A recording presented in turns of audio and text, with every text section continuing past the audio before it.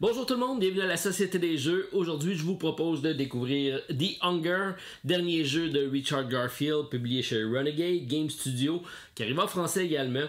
Et c'est un jeu de deck building et de plateau pour 2 à 6 joueurs, mais j'y ajoute ma variante solo. Alors sans plus tarder, The Hunger, c'est parti!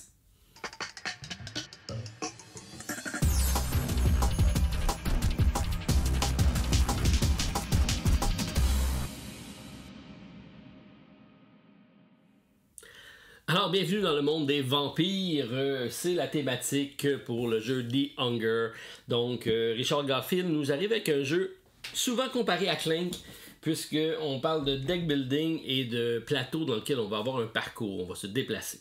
Alors, le jeu se déroule en une série de rondes. Donc, ici, j'ai un marqueur de 15 rondes. Ça se passe la nuit, puisqu'on a la lune, et on doit comme ça sortir du château, aller explorer la plaine, les forêts, et la montagne pour pouvoir chasser les humains. Donc, c'est le sang d'humain qui va nous donner des points dans ce jeu-ci. Donc, on a une piste de pointage. Et on va comme ça recruter des cartes qui vont nous donner des points, mais également qui vont venir polluer notre deck. Alors, ça reste donc très thématique, tout ça mis ensemble. Et il faut être revenu donc avant la levée du jour, parce qu'on s'est connu, les vampires et le soleil, ça fait pas bon ménage. Alors on va comme ça se déplacer sur le plateau et on va essayer de revenir avant la fin de la nuit pour pouvoir compter un maximum de points. Alors on a des personnages, donc c'est comme j'ai dit, c'est de 2 à 6 personnages et j'y propose plus tard dans la vidéo mon challenge solo. Donc ici j'ai Joséphine Lafayette qui va être confrontée à Lady Béatrix. Alors, c'est mes 2 personnages pour ma démonstration, mais sachez qu'il y en a plusieurs autres et c'est très bien illustré. Donc, on regarde ici certains personnages, autant masculins que féminins. Essentiellement, ils ont la même composition de deck, donc on a une main de départ qui est de 6 cartes, parce que le jeu se joue seulement avec 3 cartes par tour, ça c'est un peu particulier. Par contre, dans la version... je sais pas si c'est la version promo, on a des cartes asymétriques pour pouvoir ajouter un petit peu d'asymétrie au personnage, donc il est possible d'ajuster nos cartes de départ. Donc tous les cartes, on a le personnage ici qui apparaît en bas, ce qui seront nos cartes de départ. J'ai la même chose ici pour les Béatrix, donc toutes les cartes sont identiques à l'exception de la carte qui représente notre personnage. Donc j'ai décidé de l'ajouter à notre deck de départ pour débuter. Donc on brasse ça, on a ça pour partir. Ensuite, au niveau de la mise en place, c'est très simple. Donc, on a les 2 jetons de personnages qui partent dans le château. On va avoir des points de victoire. Si on retourne au château, c'est selon le nombre de joueurs. Donc, si je joue à 2 joueurs, j'ai un 10 points et un 6 points. Donc, le premier qui va revenir au château va reprendre 10 points de bonus. Le deuxième prendra 6 points. Et si je ne réussis pas à rentrer dans le château, mais j'ai pas de points de bonus, donc il y a un double intérêt à rentrer. Ensuite, on va mettre 3 cartes face cachée du marché. Donc, j'ai une grosse pile ici de deck de marché. Ça représente la taverne qui est ici. Ça reste ici, donc on pourra éventuellement aller les chercher. Ensuite, on a les cryptes qui sont présentes un peu partout. Et selon l'identification sur le plateau, comme ici c'est un 5, je vais prendre 5 tuiles aléatoires, je vais mettre ça ici. Et j'en mets partout où j'ai des cryptes d'indiquer. J'ai le labyrinthe ici qui est tout au bout du parcours, et c'est à l'endroit où on va récupérer les roses. Donc si on réussit à aller chercher les roses, c'est probablement le but ultime, puisque c'est des cartes qui vont rester permanentes, qui vont nous donner des points à chaque tour, donc ça c'est assez intéressant. Par contre, comme ils sont loin, il faut être capable de revenir, et ça c'est un bon challenge. On va avoir également des jetons de trésor, donc on a une série de jetons qui ont une bonne quantité. On va les mettre aléatoirement, donc j'en ai qui vont être face ouverte quand le coffre est ouvert, et j'en ai qui vont être face fermée, donc lorsque le coffre est fermé, bien sûr. Et donc, on met ça sur le plateau. Ensuite, on a nos marqueurs pour nos points. On va avoir donc également des tuiles, les mêmes tuiles qu'on a dans les cryptes. Chaque personnage va en récupérer 2. Il va en choisir une, ça va être son objectif secret de la partie. Donc, dans le cas ici de Joséphine, j'ai 2 tuiles qui sont présentes. J'ai des tuiles avec un fond jaune qui sont ici. C'est des effets une fois. Donc, c'est un bonus qui peut être utilisé une fois. Donc, ici, j'ai défaussé cette mission. C'est des missions pour chasser un familier. Les familiers, c'est les cartes mauves qui sont ici. Donc, c'est des animaux de compagnie qui vont nous aider gratuitement et la mettre dans ma zone de jeu. Donc, c'est un bonus que je peux avoir. Ou ici, j'ai gagné 1 point pour chaque jeton de bonus que j'irai chercher. Donc, j'ai choisi une des 2. Dans le cas présent, je vais prendre celui-ci pour le familier et mon adversaire va faire de même. Donc, dans son cas à elle, j'ai gagné 6 points si vous êtes le premier à revenir au château. Donc elle va avoir intérêt à revenir le plus rapidement possible. Donc je mets ça ici sur ma carte de personnage. J'ai un côté pour mettre la pioche, ma zone de jeu de cartes, ma défausse et la digestion. On est des vampires. Donc on va aller éventuellement recruter pas recruter, chasser des humains. Donc j'ai des cartes d'humains. J'ai des cartes de vampires, c'est mes cartes de base, mais je vais avoir la possibilité de renforcer mon deck avec des cartes de vampires qui vont être des habilités supplémentaires pour augmenter la capacité de mon vampire. Et j'ai des cartes de familiers, comme je l'ai dit, qui sont des effets permanents qui vont nous aider au cours de la partie. Donc les personnages que je vais recruter, lorsque je vais recruter un personnage, je vais prendre le point de sang qui est ici. Donc je vais immédiatement marquer 4 points. C'est le sang qu'on veut digérer. Et éventuellement le personnage, je vais pouvoir le digérer. Digestion, j'ai des cartes ici. Et ça me permet de les enlever de mon deck. Donc ça fait en sorte que je vais moins polluer mon deck et je vais refaire des points pour la digestion. Donc il y a 2 possibilités de faire des points avec le personnage en le chassant et en le digérant.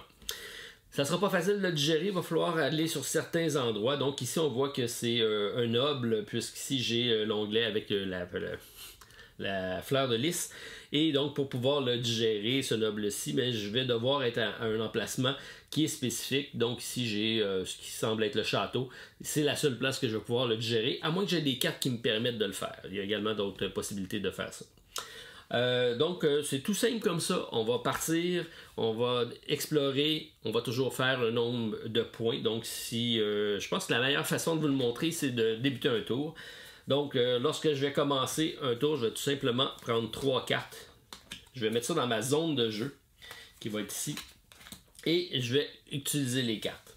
C'est les points qui sont ici. La beauté de ce jeu-ci, j'ai juste une ressource. Donc, c'est des points de vitesse, mais c'est également la vitesse qui va me permettre de chasser.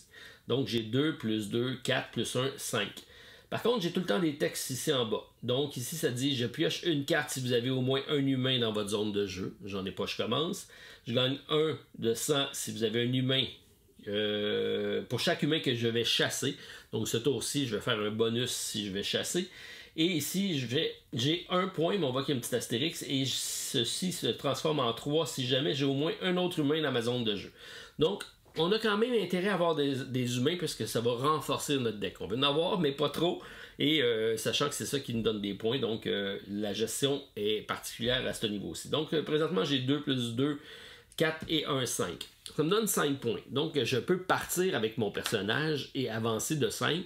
Mais si j'avance de 5, il ne me reste plus de points pour chasser. Donc, je peux faire une alternance entre les deux. Donc, on voit ici que dans les zones ici de cimetière, on voit que les endroits sont plus foncés. Je n'ai pas le droit de chasser dans le cimetière, les humains ne se tiennent pas là, c'est pas un endroit qu'on aime avoir, donc on va chasser lorsqu'on peut chasser, donc ça veut dire lorsqu'il va y avoir des villages, donc soit dans la montagne, dans les plaines. Sur le bateau, on ne pourra pas chasser, il n'y aura pas grand monde à chasser, le bateau va être là. Par contre, si j'arrive dans les îles, je vais pouvoir chasser, donc il y a des endroits spécifiques pour chasser. Il y a également des puits. Lorsque j'arrive sur les puits, le puits va me permettre de faire une deuxième chasse supplémentaire. Et je vais par contre chasser seulement dans la zone 1. Donc le plateau, je commence ici à garnir le plateau sur le 3. Et à chaque tour, je vais déplacer mes cartes vers la droite et ajouter de nouvelles cartes dans la section 3. Donc on comprend ici que ça me prend 3 pour chasser. Donc ce que je pourrais faire, je pourrais utiliser ici mon dresseur qui me permet de défausser cette mission pour gagner un familier. Donc je vais défausser ici mon chose. Je vais prendre le familier qui est ici. On voit que ça me dit, normalement je vais le mettre dans ma défausse, mais ici ça me dit de la mettre dans ma zone de jeu. Alors c'est prêt, c'est permanent et je vais gagner 1 pour chaque fois que je n'irai pas chasser. Donc, et je fais 1, 2, 3, 4, 5. Donc c'est mon maximum. Je prends ça ici, je mets ça dans ma défausse. Je n'ai pas chassé, alors ici je peux me prendre 1 point et ça me permet de commencer tout simplement comme ça. Le marché ne se regarnit pas immédiatement, il va se regarnir seulement à la fin du tour, de chacun des tours. Donc mon adversaire ici va y aller avec un 3. Il va regarder ici, donc il y a un 4, un 3 et un 2. Il n'y a aucun pouvoir spécifique, donc 4, 5, 6, 7, 8, 9. 9 c'est beaucoup. Donc 1, 2, 3, 4, 5, 6, 7, 8 et 9. Donc je peux décider d'arrêter ici, à la crypte. Ce que ça fait, ça me permet de prendre la pile qui est ici. je vais regarder toutes les tuiles sans les montrer à mes adversaires. Je vais en choisir une parmi ceux-ci et je vais les garder pour moi face cachée. Donc celle-ci va me permettre de gagner 5 points supplémentaires si je vais chercher la rose. Alors je mets ça de côté. C'est mon objectif que j'ai décidé de me prendre. Et là, comme j'ai tout dépensé mes points, je ne peux pas aller chasser parce que j'ai pris le maximum de mes points. Donc j'ai complété mon tour. On passe, lorsqu'on a terminé notre tour, normalement on tourne tout simplement ça pour dire on a complété. Parce qu'il va avoir une importance, parce qu'on va retourner, et ça sera toujours le personnage qui va être le plus loin du château qui va jouer en premier. Donc, sachant qu'on a la montagne, on a la plaine et on a la forêt. Donc, c'est les zones qui vont déterminer qui va jouer en premier. Ensuite, on va avoir les chemins pavés, les chemins de fer et l'océan. Donc, ce sera les ordres de priorité lorsqu'on va jouer. Donc, j'ai complété mon tour. On peut donc passer à la phase d'avancer ici notre marqueur. On va avancer ces cartes-ci qui vont coûter moins cher au prochain tour. Et on va déployer ici de nouveaux personnages. Donc, j'ai 2 personnages qui sont ici. J'ai un qui est un homme d'église qui me donne une eau bénite. Donc, l'eau bénite, lorsque je la jouerai, ça dit que je ne pourrai pas chasser. Par contre, ce que je ne vous ai pas dit, en début de partie, on a également des objectifs communs. Donc, j'en ai choisi 2 qui sont ici, que j'ai mis là. Sachez que lorsqu'on va piocher les objectifs communs, si on a un objectif comme ça, jaune, qui est à utilisation unique, on la met de côté, on ne va pas la prendre. On va seulement prendre des objectifs qui sont bons pour tout le monde. Et dans le cas présent, on voit que j'ai 2 points de victoire à la fin de la partie pour chaque personnage avec l'eau bénite. Donc, ça pourrait être intéressant ici de la prendre, le piment ou le boc de bière. Et j'ai 2 points pour chaque humain que j'aurai digéré. Donc, on va essayer peut-être de digérer des humains pour faire des points supplémentaires. Donc, ça, c'est des objectifs qui vont être connus par tout le monde et qu'on pourra, comme ça, aller essayer de faire. Les autres objectifs, ben, eux vont rester cachés, ceux qu'on ira chercher en cours de partie. Donc, à chaque fois qu'on arrive sur une goutte qui est ici, ça représente une crypte et on peut aller chercher un nouvel objectif. Donc, j'ai regardé le marché, j'ai avancé au tour 2. On peut donc retourner les personnages qui sont ici. Et on va commencer donc avec ce personnage-ci qui est le plus loin du château. Alors, il va tout simplement prendre 3 nouvelles cartes. Il va les jouer. Donc, on a ici un 2 et un 1 qui est la main identique de mon tour précédent. J'ai toujours pas d'humain pour bonifier, donc avec le texte ici en dessous. Donc, ça me fait 4, 5. Alors, pour 5 points, je peux faire 1, 2, 3. Ici, ça me permettra d'aller chercher une chasse supplémentaire dans le niveau 1. Mais j'ai pas assez de... Il n'y a pas de carte présentement, donc ça me donne rien. Donc, on a dit que j'étais ici. 1, 2, 3. 4, 5. Donc, il me resterait 2. Alors, je peux décider d'y aller ici avec Katarina. Donc, je vais chasser Katarina. Je suis en montagne, j'ai pas de bonus. Donc, on a une indication ici de bonus. Lorsqu'on chasse dans la plaine, chaque humain va me donner... j'ai 1 plus 1 de bonus. Et tandis que dans la forêt, ben, j'ai un 2 de bonus quand je vais aller chasser dans la forêt. Donc, ici, je vais prendre ça. Je vais mettre ça dans ma défausse. Par contre, avant, je vais prendre le 4 points de victoire. Donc, je vais avancer ici. Et je peux, ici, j'ai sociable. Donc, on voit que ça indique une chasse. Je gagne la première carte de la pioche de chasse lorsque je chasse Katarina. Donc, je vais prendre cette carte-ci que je vais mettre gratuitement. Je la gagne. Et c'est un autre 2 points de victoire. Donc, je mets ça ici. Et je mets ça dans ma défausse. Donc, j'ai rendu avec 2 humains qui ont été chassés ce tour-ci par Béatrice. Donc, elle a fait son tour. Je tourne ça ici. On passe donc à mon autre personnage. J'y vais comme ça. Je regarde 4, 2 et 3. Donc, on peut faire 1, 2, 3, 4, 5, 6, 7. Donc, si je décide d'arriver ici, je vais faire un 7. J'arrive à le même emplacement. Je peux pousser le personnage. Donc, je peux le pousser par ici et prendre sa position en avant. Lorsqu'on arrive à un personnage, on va décider à l'endroit où on va le pousser. Il ne réactivera pas la case qui est ici. Moi, ça me permet d'arriver à cet endroit-ci et d'avoir le bonus si je veux, mais présentement, ça ne me permettra pas de le faire. Donc, on a dit que j'arrivais à 6, je crois. Il me resterait 3 pour dépenser. Alors, je mets ça ici de côté et je pourrais aller me chercher un personnage. Donc, je pourrais dire que vu que j'ai un bonus ici, je vais aller chercher celui-ci qui me donne 1 point. Donc, je vais prendre 1 point. J'ai pas mon point de bonus ici puisque j'ai été chassé. Donc ici, ça me donne un point à chaque fois que je ne chasse pas. Et cette carte-ci est permanente, elle va rester dans ma zone de jeu. Donc j'ai fait mon point, j'ai pas de point de bonus, on tourne ça. Je pourrais faire une deuxième chasse, mais j'ai pas ici d'emplacement. Et là, je vais tout simplement tasser ça ici, avancer de 1. On va remettre de nouvelles cartes et on va comme ça continuer. Donc il y a des cartes effectivement doubles. Ici, dans la zone de 1, lorsqu'on réussit à les pousser ici, ils vont toujours s'accumuler. Donc il pourra ici y avoir, ici c'est toujours une carte chaque, mais ici il peut y avoir 2, 3, 4, 5, 6 cartes. Et quand on prend les cartes, on prend toutes les cartes qui sont ici. On va retourner les cartes ici.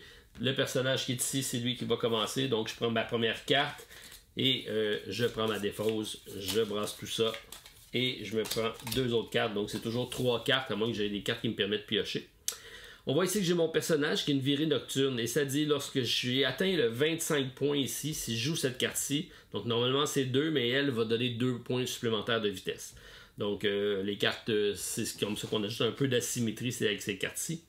Donc ici, je pioche une carte si vous avez au moins un humain dans la zone de jeu, j'en ai toujours pas, et ça c'est 4. Donc 4 et 4, 8, ça me donne 8 ici pour avancer. Lorsque j'arrive ici, je peux prendre le chemin de l'eau, qui est le plus rapide pour se rendre jusqu'au bout. Je peux continuer sur la voie ferrée, qui, elle, me donne beaucoup de bonus. Donc, c'est intéressant d'aller chercher des bonus. Ou je peux aller chercher le chemin pavé, qui est probablement l'emplacement qu'on a peut-être plus de creep et plus de place pour digérer. Donc, c'est des stratégies différentes. Alors, à 8, je peux décider d'aller 1, 2, 3, 4, 5, 6... 7, 8, donc j'ai décidé d'aller rapidement. Je prends le bonus qui est ici. On voit que je fais directement 2 points de victoire. Je tourne ça. Ça, c'est un jeton que je vais mettre ici, que je vais pouvoir utiliser éventuellement pour défausser une carte et en piocher une. Donc, c'est un effet que je pourrais faire. Et ici, comme je n'ai pas chassé ce tour-ci, je fais 1 point de bonus avec mon personnage, puisque j'ai décidé d'y aller rapidement pour aller vers la rose. C'est à mon adversaire, donc il fait la même chose. Il en prend tout simplement une. On va brasser ça ici. Donc 2 et 3. Et on voit que j'ai des humains.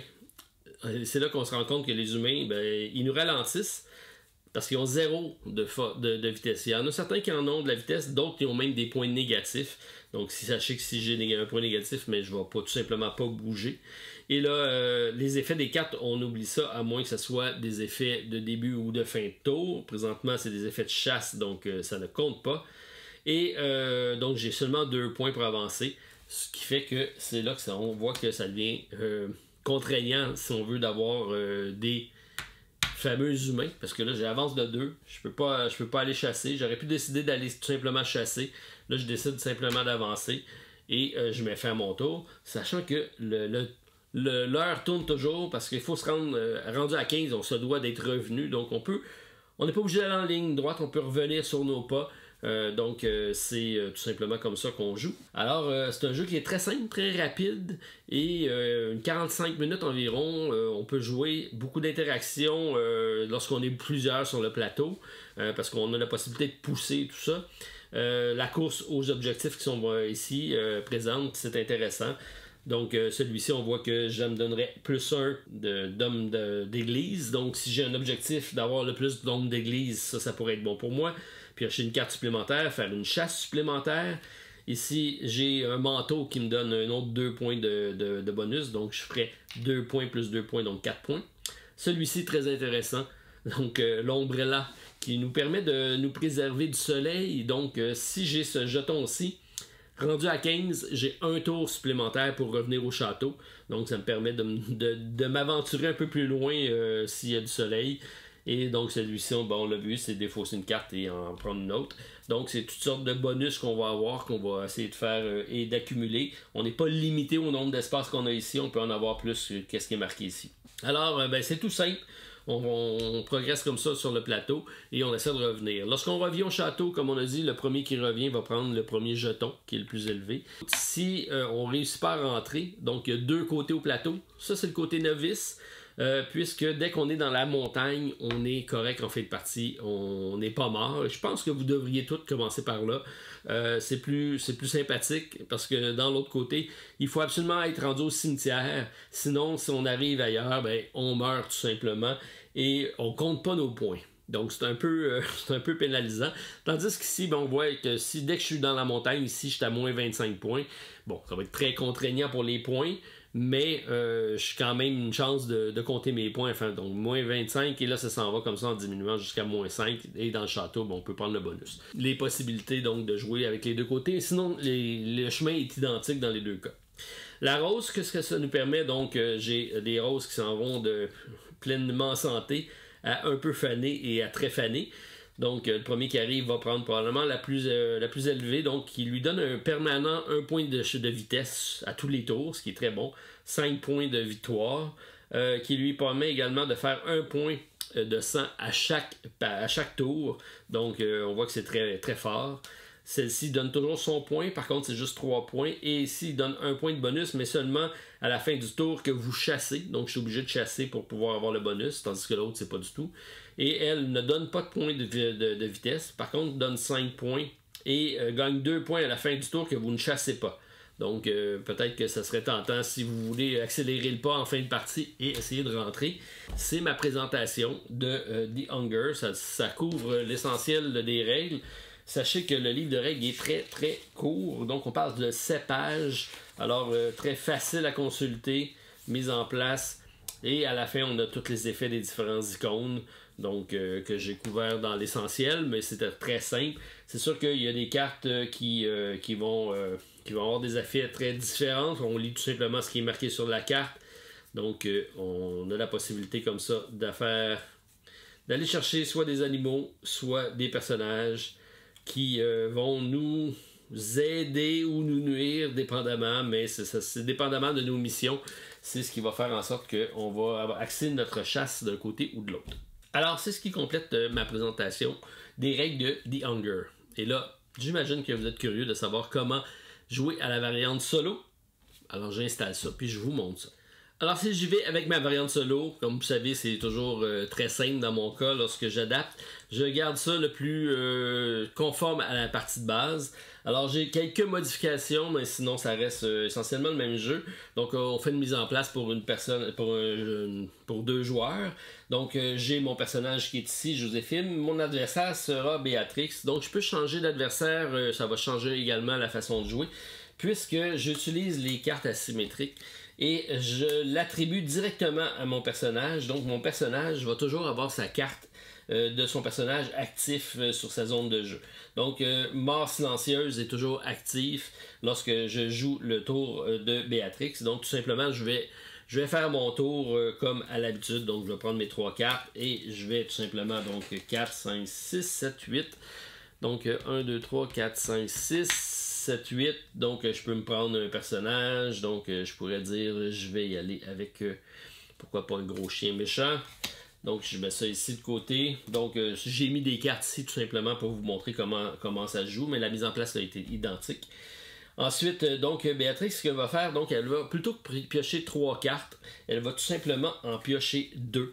Parce que la 3e carte sera toujours sa carte qui est sur sa zone de jeu qui va être active. Donc, si je joue avec Béatrix, bon, j'ai toujours 2 ici, 3, 4, 5. Donc, elle va toujours avoir des points de déplacement à chaque tour, sachant que elle va faire des cartes, tout ce qui est marqué sur ses cartes comme normalement. Donc, dans le cas présent, c'est 5. Elle va toujours avancer 1, 2, 3, 4 et 5. Et dans son cas, la chasse, elle va tout simplement à chaque tour prendre la première carte du dessus de la pioche. On va l'ajouter à son paquet. Donc ici, je fais 1 point. Donc si on commence, elle fait 1 point ici. Je la mets dans sa défausse. Tout simplement, ça fonctionne comme ça. Donc à chaque tour, elle va faire le maximum de ses points. Elle va avancer ici parce qu'elle va toujours avoir son bonus qui est présent. Elle prend 2 cartes au lieu de 3. Elle va comme ça progresser. Le but, c'est d'aller chercher la rose. Parce que dans la variante solo, pour rentrer dans le château, ben, il faut revenir avec la rose. Si vous n'avez pas la rose, vous ne pouvez pas rentrer dans le château. Je vous propose de commencer du côté novice, c'est aussi plus simple et plus agréable de au moins pouvoir compter nos points. Si vous voulez y aller du côté expert, allez-y, mais faites-vous quelques parties du côté novice avant. Donc le but de la partie, ça va être de se rendre, vraiment d'aller chercher la rose et de revenir parce que vous ne pouvez pas rentrer dans le château. Si vous n'avez pas la rose, c'est le prérequis, donc c'est une chasse à la rose qu'on fait présentement. Alors, sachant ça, Béatrix va toujours prendre le chemin le plus court, ben pas Béatrix, non, mais l'adversaire, dans mon cas présent c'est Béatrice, va prendre le chemin le plus court pour se rendre à la rose. Donc, lorsqu'elle va commencer, le chemin le plus court c'est l'eau, qui représente le moins de cases, sinon le chemin pavé, et en dernier lieu, c'est la voie ferrée. Alors, sachant ça, elle va toujours prendre le chemin le plus court, mais le chemin le plus court non emprunté. Donc, si Béatrice arrive en premier ici, ben, elle va y aller vers l'eau. Par contre, si moi j'ai pris le chemin de l'eau, elle va continuer son chemin pour prendre du côté du pavé. Et le chemin de fer va toujours être son chemin de retour, puisque après ça, elle va ramasser des bonus en revenant avec le chemin de fer pour pouvoir donc aller faire le maximum de bonus. Sachant que, bon, si dès qu'elle arrive à 25 points à chaque tour, ben, elle va avoir déjà 3 points de vitesse à chaque fois. Et ces points de vitesse, elle les prend seulement pour se déplacer et non pas pour chasser, parce qu'elle a une chasse immédiate sur le dessus de la pioche. Si elle arrive, si votre adversaire arrive sur le puits, ben le puits, ce que ça fait, c'est qu'elle va toujours prendre sa première carte de chasse normale et la deuxième carte qu'elle pourra prendre, c'est là qu'elle va prendre une des piles de 1 qui est présente. Et ça, toujours gratuitement. Et elle va toujours prendre la pile qui aura le plus de 100 de disponible pour marquer un maximum de points. Bon, en cas d'égalité, elle prendra la première en haut.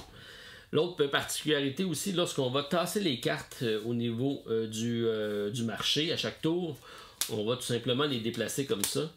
Mais 2, c'est la limite maximum qu'on a dans la zone de 1. Dès qu'on arrive à un autre tour et qu'on tasse, ben, celle-ci va débarquer. Et donc, on va tout simplement l'enlever. Donc, on aura toujours maximum de 2 cartes dans la zone de 1. Et donc, on a des cartes qui vont disparaître. Donc, on aura intérêt à aller les chercher le plus rapidement possible également. Lorsqu'elle va arriver dans une crypte pour prendre une tuile, elle va tout simplement prendre la première sur le dessus qu'elle va mettre face cachée. Ce sera ses objectifs de fin de partie qu'on va tout simplement dévoiler. Dans notre cas, nous, on continue à prendre celle qu'on veut. Par contre, lorsqu'on va les remettre, bien sûr, puisqu'on veut pas savoir ce qu'elle va prendre, on va les brasser et les mettre sur le dessus de la pile. Même chose pour digérer des personnages. Dès qu'elle arrive sur une place avec une gestion, ben, elle va prendre soit les cartes de sa zone ou soit les cartes de sa défausse. Elle va prendre celui qui a le plus, qui vaut le plus de points de sang à digérer et elle va le faire à ce moment-là. Les jetons, ben, c'est la même chose. Elle va récupérer le jeton lorsqu'elle va arriver dessus. Elle va faire ses 2 points pour le jeton qui est ici. Et si elle a un bonus qui peut être effectif, elle va le faire le plus rapidement le plus rapidement possible, mais lors du prochain tour. Donc, si j'ai ça ici, lors du prochain tour, elle va tout simplement le retourner pour piocher une carte de plus. Donc, piocher une carte de plus, dans son cas, c'est... elle prend normalement 2 cartes, donc elle va en prendre 3 cartes pour son tour. Elle va l'utiliser. Donc, les jetons, dès qu'elle peut, elle les utilise. Si c'est des permanents, elle les garde de côté pour son décompte de fin de partie.